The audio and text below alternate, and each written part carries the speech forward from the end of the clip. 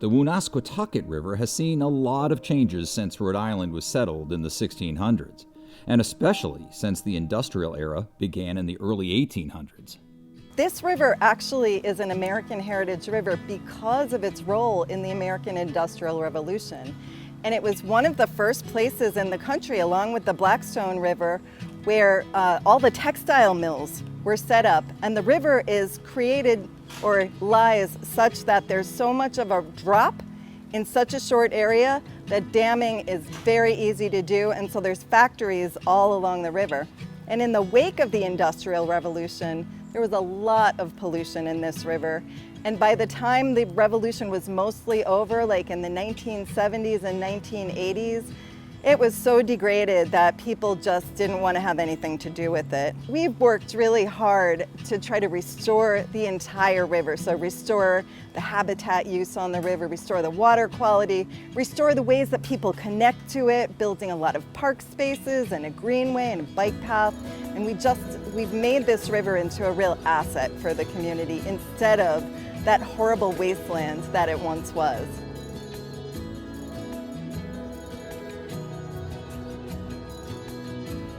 The Woonasquatucket River Watershed Council has been working to restore and enhance the river since the early 90s, and Alicia was excited to show me the river firsthand, starting in the Olneyville section of Providence. All right, Alicia, you ready? I'm ready. All right, let's go. The Woonasquatucket is actually a name that the Narragansett Indians gave to the river. It's an Algonquin word, and it means where the tide ends. And it really refers to the quality of the river as a meeting place. You know, when the Native Americans were using this as their primary summer camp area, they would just get together where the tide ends because that was a great place to camp and trade. And that really refers to the place where the river bends and Water Place Park is currently. Oh, no kidding. Yeah, so that was the Great Salt Cove, and very productive, easy eating, easy trading, easy meeting. An ideal spot. Yeah, exactly. Wonder what they would have thought of it now. We do talk to the Narragansett tribe a lot, and we really respect whatever they want to use the river for. You know, they still love it and revere it as the ancient place that they've used as kind of their highway. It was their canoe highway to go up and down this part of the state. The Woonasquatucket River Watershed Council was incorporated in 2001, and actually we are an offshoot of another project that was called the Woonasquatucket Greenway Project that was started at another nonprofit organization called the Providence Plan. And the purpose at that time was to improve quality of life for the people who lived in Olneyville. And the folks who were heading up that project discovered that there was a river running through Olneyville that they figured, well, if we can do something around this river to improve the river and improve things around the river, we can probably make life better for a lot of people. And they were absolutely right. So we incorporated in 2001 as a separate organization because all of Olneyville became designated as a brownfield showcase community. And there was so much activity and cleanup happening that we needed to be our own organization at that point. So now our mission is to create positive environmental, social, and economic change by revitalizing the Woonasquatucket River, its parks, its greenway, and its communities. So Alicia, tell me about the pocket park right here. This is a park that the Woonasquatucket River Watershed Council built with neighbors so that there would be access to the river right in this downtown section of river here. Okay. And we're just redesigning this whole downtown stretch of greenway bike path. So there's going to be a separated bike lane up there, and just a little bit beyond the park up here, it's going to be a new fully accessible canoe and kayak launch. Oh, no kidding. So they're going to actually, what are they going to make steps down to? No, it'll be a ramp. Oh, a ramp, really? Yep, a ramp straight down. So anybody, you know, despite whatever access needs they have, will be able to get down there. These factories have been here since like the 1860s. So this was an old factory? Yeah, everything along this river was industrialized. This was all about factories and textiles. Does the Watershed Association, do you organize river cleanups?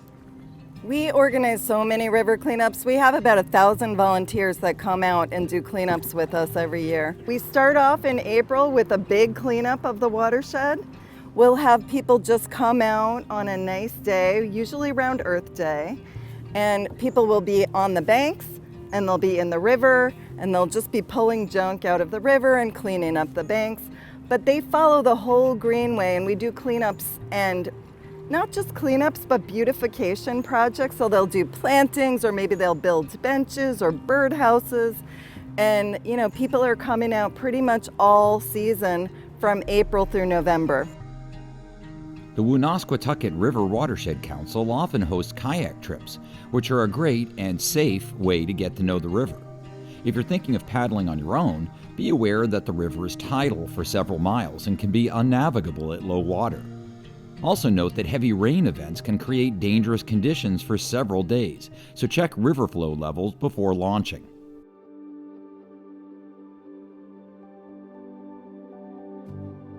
Well, Tom, here we are in downtown Providence. Wow, a different world in just a matter of minutes.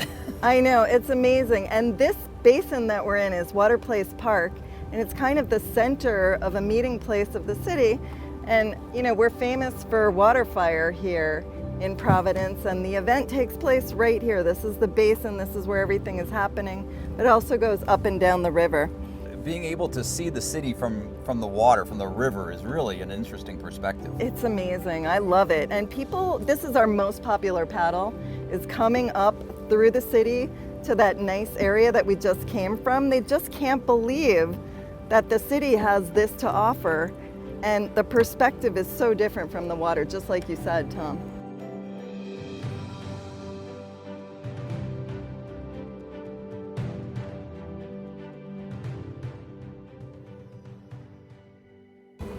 What wasn't a lot of this river like under freight yards and It stuff was. at one This, point? this was famous for being the widest bridge in the world before they daylighted the river. Really? Yeah, they just covered it over completely for a long time. Like right where we are right now? This Right was where all we covered over too? Yeah, it was totally covered over right here. No kidding. Yeah, absolutely. And it was only daylighted like in the 90s. That's amazing. I mean, that's not that long ago. I know, and it's so sad that they didn't recognize the river as a resource, because at that point it was just a dumping ground in a wasteland, so nobody wanted to see it. So Tom, I just wanted to point out that there's a really cool marker here that only people from the river can see, that show the stages of the river at various points in flooding. So this low line here is the 100-year flood, which is a pretty low-level flood. And frankly, we get those pretty frequently at this point, so it should be called like the 30-year flood or the 20-year flood. And as climate change gets worse, we're gonna see that very frequently. But if you look all the way up at the top, the hurricane of 1938 reached water levels all the way up there, and the entire city was flooded downtown. Like you could, you know, swim through the plaza where City Hall was. That was an amazing storm. I mean, that killed a lot of people. It did, and that was one of the reasons that we have a hurricane barrier now. So Tom, we're at a really interesting junction on the river right here. We're at the spot where the Woonasquatucket meets the Moshassuck River right over there. And when those two rivers come together right downstream of here, we are forming the Providence River. So technically, this is the end of the Woonasquatucket and the beginning of the Providence River.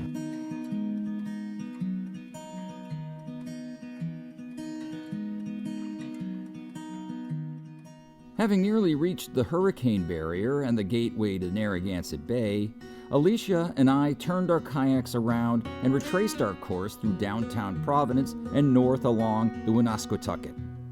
Thus concluded my exploration of the Providence area by kayak, canoe, and mountain bike, including a look at two rivers that are in the process of being revived and appreciated after decades of being treated as afterthoughts and eyesores, and in one instance, even hidden from the light of day. It all speaks to the resiliency of nature and the will of people who see value in connecting other people to wild natural places. And you can see it for yourself just outside Providence.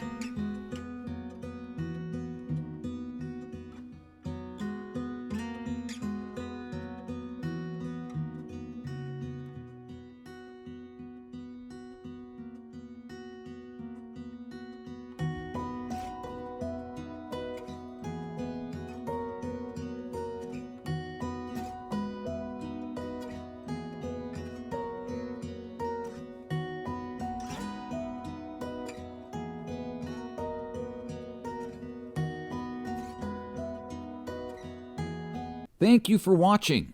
For more exclusive video content, including short films, episodes, and features, be sure to click the subscribe button.